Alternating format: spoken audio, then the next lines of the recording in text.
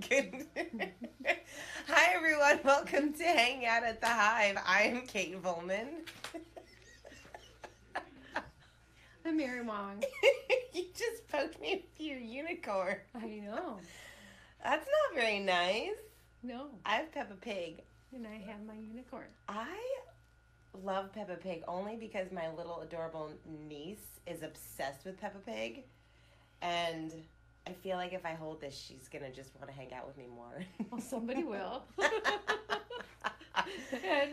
yes, and my unicorn is because I'm unique. I know. Where are these from? Who? Well, because when I graduated, I got my pig is a special thing I can't talk about, but my unicorn was my gift from Mina. She gave me this as a graduation gift, and then this was another gift I have. My little teddy bear is a gift I got from somebody else. And After you graduated from Gratitude? I got this. Yep. Fun. So, and I just think that we could use a little cut. We'll give one of these to our guest today. And she's Oh, yeah. Too, right? She's got a lot to do too, right? So, hi, how are you doing, our guest? Our guest is a teddy bear. Yeah. So what's going on?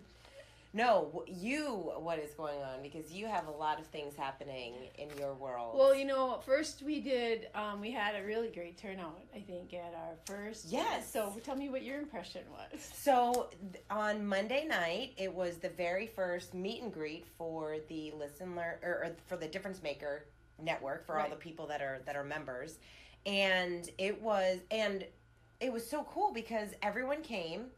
And you did a wonderful job presenting really where we are, where we've been, and where we're headed, and getting people excited. The people that were in the room were very supportive that have already joined. And I know that you walked up to me and you were like, "People joined tonight." Yeah, there was new people that hadn't. So we purposely invited it. So we opened it to the people that were members and people that wanted to come. And people were joining, and then I had meetings afterwards, and we have meetings set up for all the week. And I think the greatest part is that we got great ideas on, and this is why I have goosebumps, because I was very honest about when we set this thing up about, it's not perfect.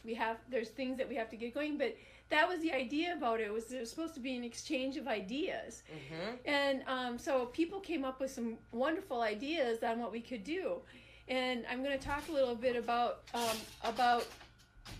who and what those ideas are when we have our guest on. But the other part was that there are some sites that we can add on, but some of the new members when they join, making sure that they're highlighted, and so there's so many things. I'm very excited about some of the things upcoming. So, but the greatest part was we had like over almost 60 people there. Yeah. And I mean that's a lot. Yeah. I thought it was great. And I think it's cool because some of the members, you gave Jack and Jackie had an opportunity to go up and tell from a member's perspective what the Difference Maker Network is and how and why they're involved. And I thought that was really great because everyone has a different reason for being involved. And there's a lot of people out there that are just looking for a place that they can come, find like-minded people, network, and help figure out like how they can find people they could collaborate with or potentially do business with or help spread their ideas or mission further and faster. And I think what's cool here is that you are creating something that we're changing it, right? Like we're changing it every month. Like we're listening to the members, we're hearing what their needs are, we're kind of making some shifts like that mastermind that we're going to be doing every month. I think that's going to be really cool for people. And so it really is about the membership. And so, and believe me when I tell you that, because this one calls me all the time and telling me, I mean, she really has such a heart to serve, as you all know, and she really does want to make sure that everyone that joins gets a lot out of it. I want to make sure that it's valuable. Yes. So I also, part of that is I want to make sure that everybody, I'm sure you've seen these up on everybody has seen on the Facebook and on social media. But I'm so excited because the what was known as Weekend in Boca, but is now called the Leadership Forum, is coming quickly here. It's on March 23rd and 24th, and it's at the Delray Old School School Square. in, Yep. in Delray. And the speakers, I started to read the autobiographies of these guys. I mean, we really got some awesome speakers coming. And it's $69.99. And to come to this, and it's on technology trends for the nonprofit organizations. And we have limited seats. So I would really, the link is up. I would highly suggest that you go in here. And we also have sponsorships available. This is not an expensive thing to sponsor, and it gives you huge value because of the amount of people that attend. We get great, thank God that we're so supported by the community, and we get great exposure. So please, please, please take a look at it, and please sign up. The other thing I want to tell you is I had the funnest time last night. I got to meet... cool. I'm in that play with tomorrow night. It's called Love, Loss, and What I Wore, and it's with Sharon Gless from Cagney and Lacey. And for those of you that are way too young, like you, and Cagney and Lacey is that the show that really kind of set up all the police shows that we now enjoy, like. NYPD, Law and Order, all of those that have, a heart. But these are two women that kind of changed the thing. Well, Sharon Gless, I have to tell you, is amazing. And she is so much fun. So, Jan Savrick, myself, Lolita, we were all there and we were reading the readings. And I think you'd be kind of shocked that part that I have and what I read, I was a little shocked, but it's kind of fun and it's good. Saucy on the thing. Yeah, but it's a really great play, and it's a reading, so it's really different the way it's set up. So if you haven't bought a ticket, please buy a ticket because they're almost sold out, and it's going to be a lot of fun. So I hope you guys can come to that. So who's here today? Okay, so I'm so excited about our guest today because you may know her because she's involved and she's a Difference Maker Network member and she's a wing woman and all that fun stuff. She's around the community and really making such an impact and in the community. And since I've met her, it's so cool to see all of the stuff that she's done and really. Again, she, just like you, she has such a heart to serve and she's on a mission. I like to say that she's like Steve Jobs because I feel like she is like so ahead of her time and like the way of her thinking. And like years from now, people are going to be like, oh my gosh, she knew this way back when. And we just all didn't really get it until now. So Jacqueline Botting is the founder of WiseTribe.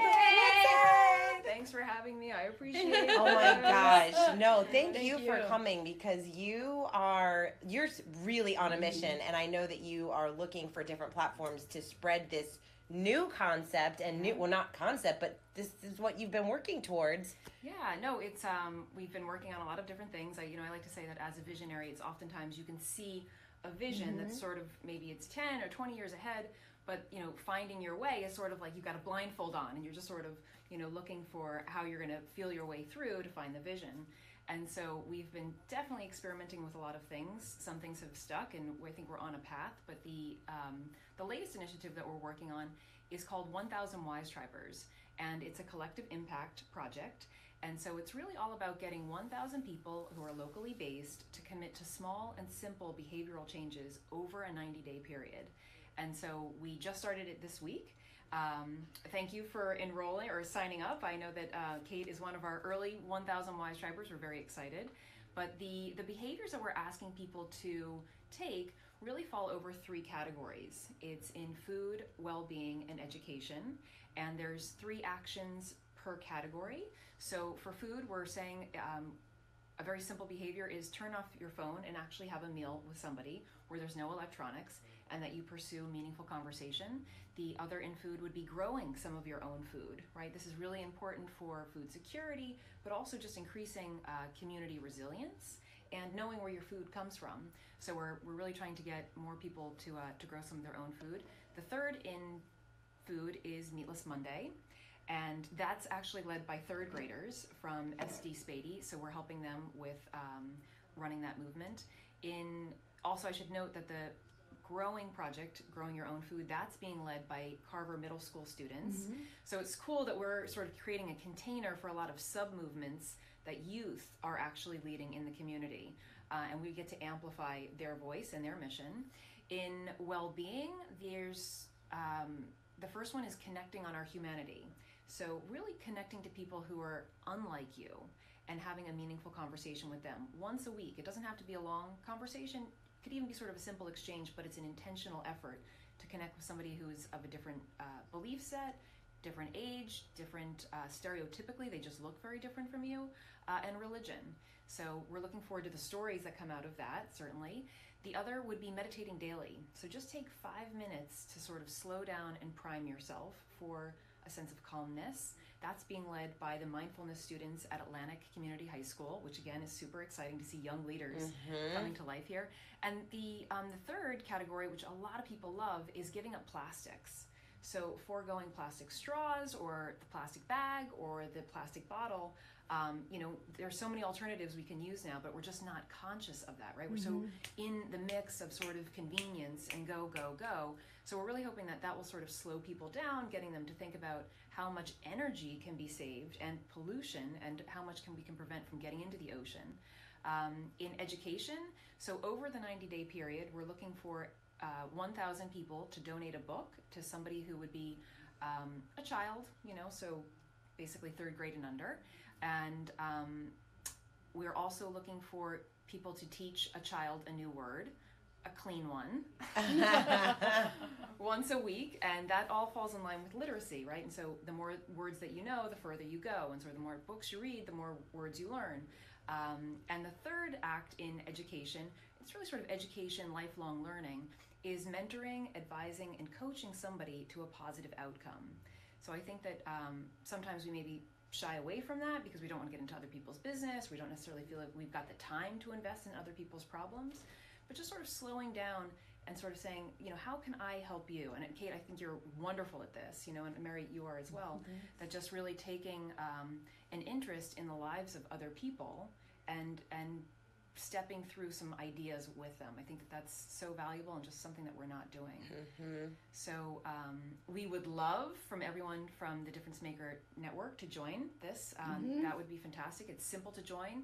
You really pay $20. You're in. We send you a weekly email where you would basically categorize the behaviors that you've taken. We keep a collective tally of what's happening, and then we'll be reporting back how much impact we've made.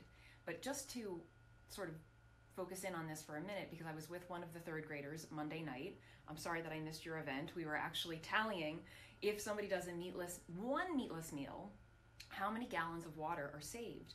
And it's 333 gallons of water are saved. Wow. And so we just kept sort of doing the math and sort of extrapolating in terms of like if 1,000 people did Meatless Monday, that would be 400 for an entire day, 400,000 gallons of water in a single day that could be saved. And so there's just I still eat meat. I eat much less meat as a result of these 3rd graders waking me up last year, but it is an enormous amount of energy and tax on the planet for having animal agriculture. And I think that more people are waking up to this whole notion of a plant-based diet and health and that food is medicine. So so first, I just applaud you. That is very exciting. Thank I think you. I was in my head. Of course, I'm thinking, could we add one? But that's okay. Sure, we're open to that. We are open to that. I want to add my animals in there, but that's okay. I'll wait. Okay. But the one that I would we're committed to you, and so what we want to do is and it's you are a member of the Difference Maker Network. So we're putting all of this up on the Difference Maker Network. Thank you so So all the members of the Difference Maker Network can participate. They can join. So we just need the link, and we'll put it up there so that they'll all be a part of it. And we're going to hold a space for you on the quarterly newsletters. Thank you. So that you can update us on the newsletter and tell them where we're at. And that way you can give all these facts, because I think those are pretty cool. Yeah. And I think that the members can really kind of do their challenges within their, although you weren't there on Monday, this is exactly what Jack was talking about. He has volunteerism, and they have 20,000 hours that their company dedicates to being a part of, but they could do this kind of a challenge within their office. Absolutely. And be a part of something like this Yeah. and do something like this. Right. I think that how cool is that, and they could help the students plant the, or do whatever they're doing. And that's really the beauty of this this concept, is that you don't have to show up to a workshop. You don't have to actually be somewhere with other people that you're sort of intentionally organizing around. It's just you in your daily behavior choosing to make a simple shift, or to go out of your way to sort of reconnect humanity, or really rethink how do we sort of combat this hyper convenient lifestyle that's adding to all sorts of pollution, just slowing us down in our own lives to have more meaning and reflection and actions that really can make a difference. So we're really excited about this, and we're hoping from scaling our own organization that this really becomes something that we can quickly mobilize people. That's one of the things that's also part of this first challenge, is that we were delayed in getting started, and we didn't really want to do pre-marketing. We want to see how long it'll take us to get 1,000 people. And so we're well on our way. We're really excited about the initial reaction, but we need more people to sign up, and we want to see how quickly it will take to get 1,000 people locally based who are on the same page in this concept of just making simple steps for collective action. So, and you say we, so talk about, because how long have you been doing WiseTribe? Who is your team? Sure. So there's a long sort of winding story with WiseTribe, but it was a concept that I had when I was doing economic development for the Irish government, and it was sort of this continued kaleidoscope of experiences and ideas that I was starting to have. But in managing a portfolio of technology companies, I realized when I was seeing all of this technology that was coming, particularly around the time that Facebook had come on and we were sort of in the social web, that fundamentally everything was shifting.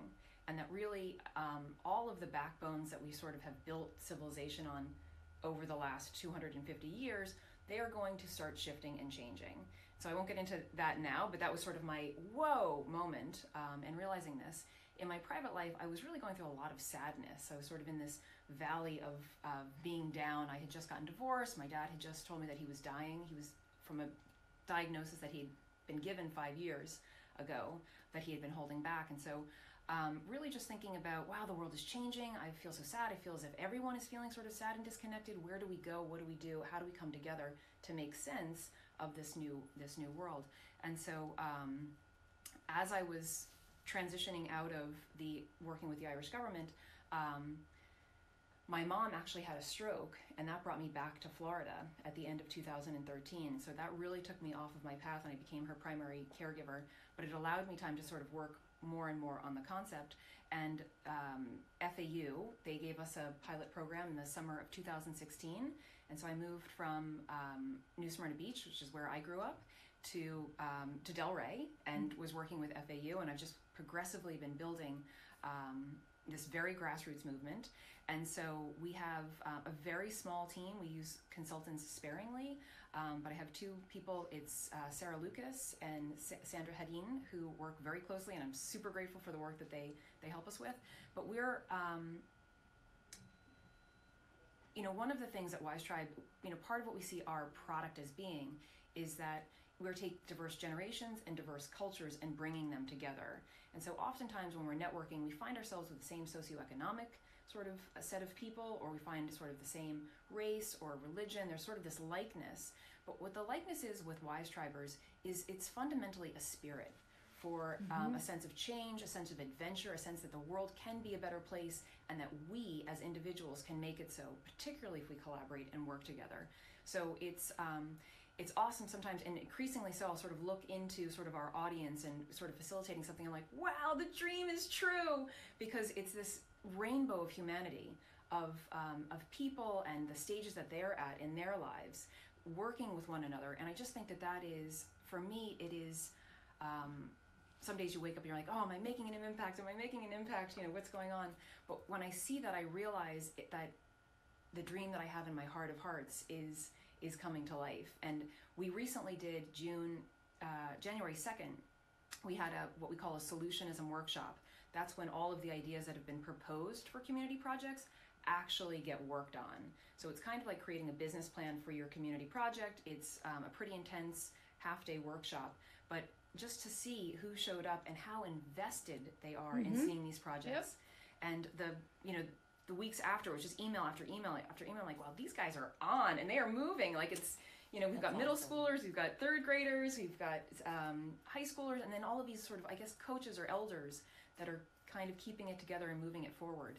So the projects that people are working on are a little bit different than the 1,000 WiseTribers, but it'll all sort of comes together in a lot of ways. So that is so cool. Oh my gosh, it's so much information, so much goodness. It is a lot. Yes. So how do people find out about, because I know, like, we did the thing at the Delray Children's Garden. Right. And I know, like, you have your thing there, and they are so moved by the children that they're really not, I mean, these younger kids that get up and give speeches. Right. And so, I mean, I know you do a lot of stuff with the kids, and those are our future leaders. So, right. I mean, my hat's off to you on that. But I know that you've really reignited, I think, also for what you're calling elders to get involved. And volunteerism is such a, I mean, is a great gift. The gift of time of doing that and giving back is, not only is it a gift, but it is fun. It can be so much fun.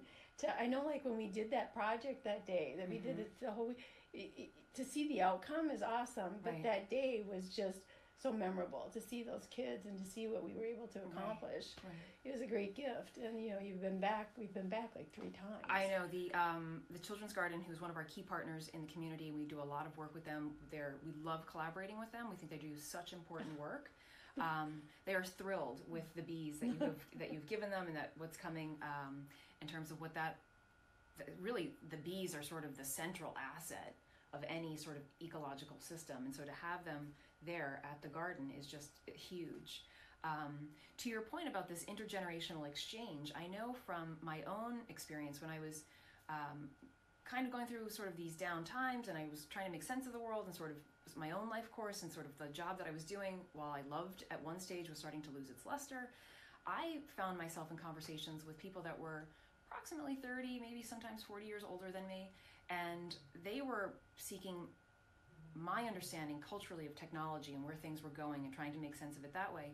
But I was getting from them was just a sense of self-compassion. And I think when you get to sort of midlife, you're starting to think, you're beating yourself up and sort of saying, oh, I'm maybe not where I want to be, or maybe not where I should be, or where should I be, and am I really enjoying this?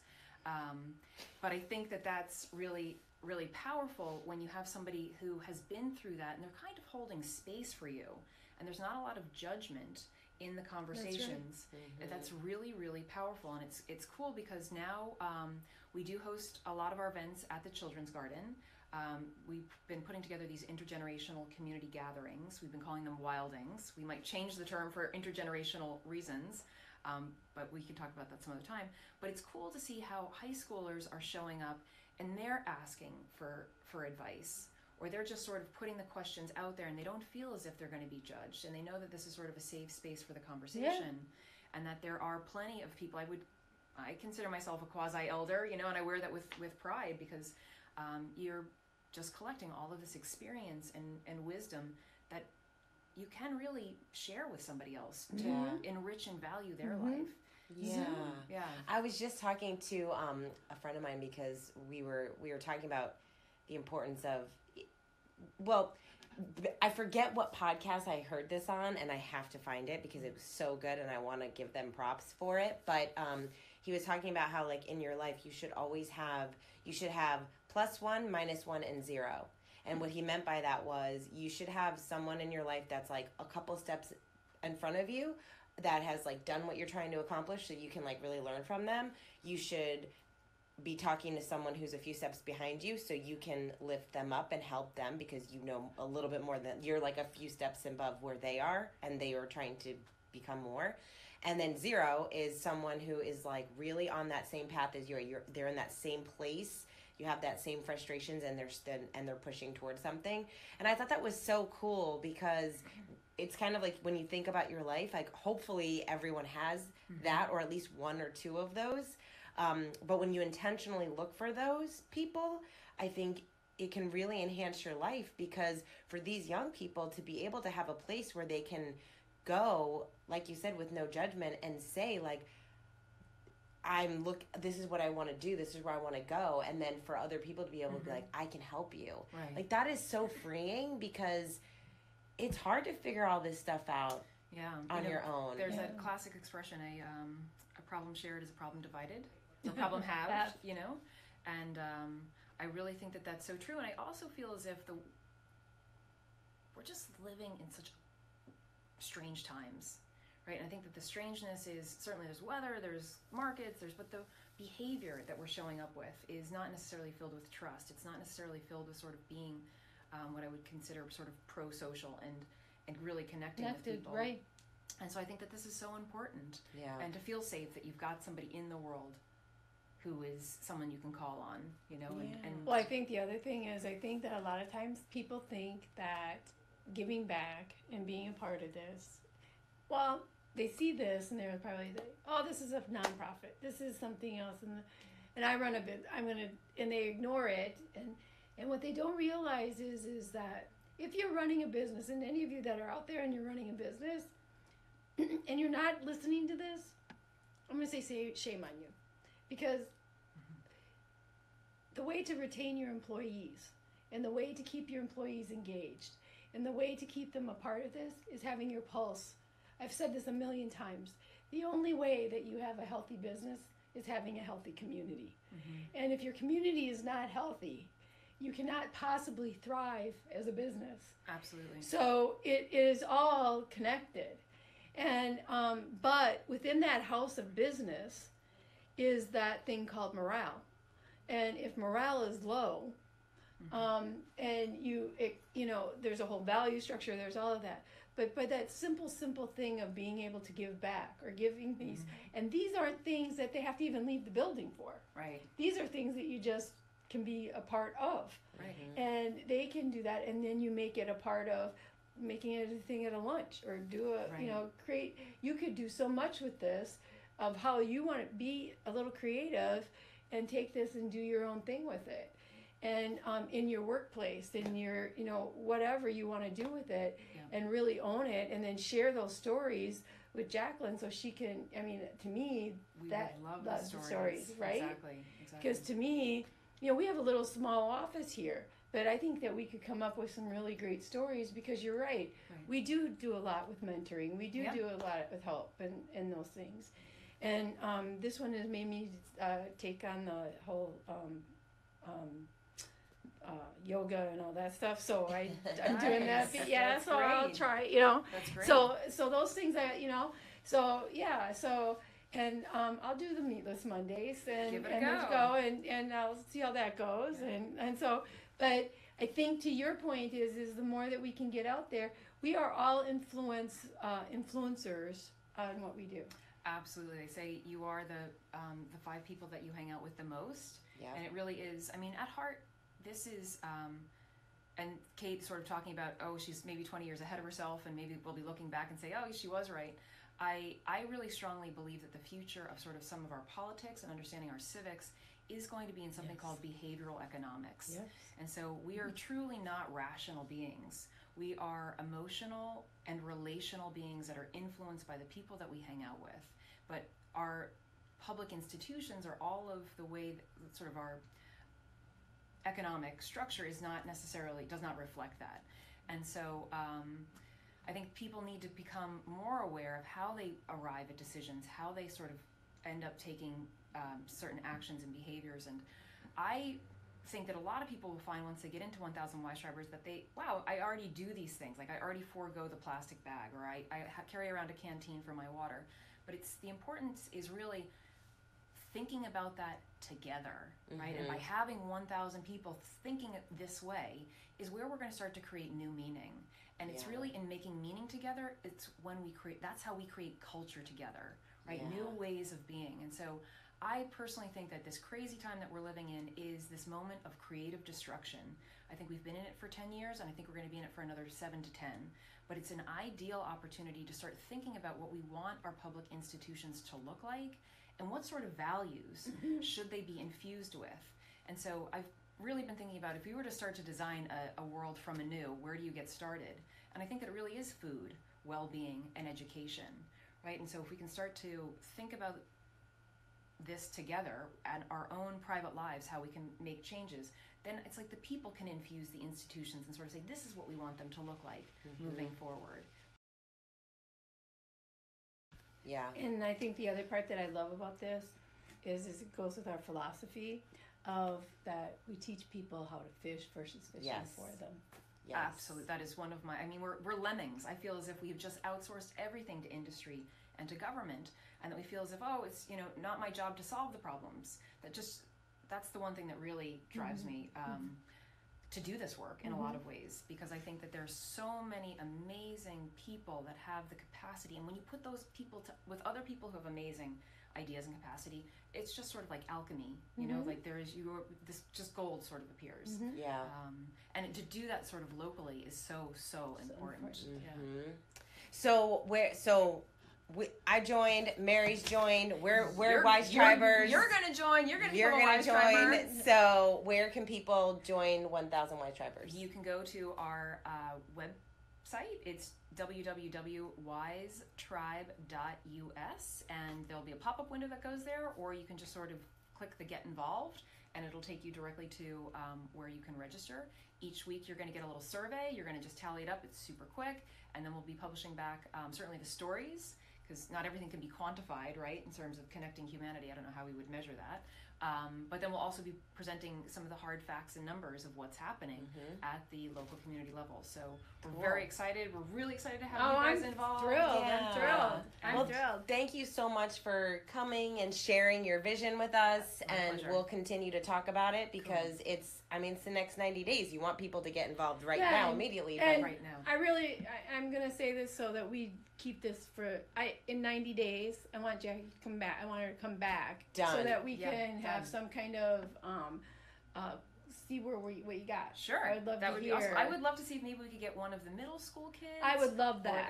I would love that. They would really be delighted. I would love that. And we could see that. Really want to showcase young leaders who are thinking about the next generation of what we want our world to look like. So we can move it in another chair, and she and I can sign up today. You can send a check, or you Absolutely. can do it by PayPal. We really appreciate you becoming a 1,000 WiseTriber. And it's 1,000 people, one community, one question. How much impact can we make in 90 days?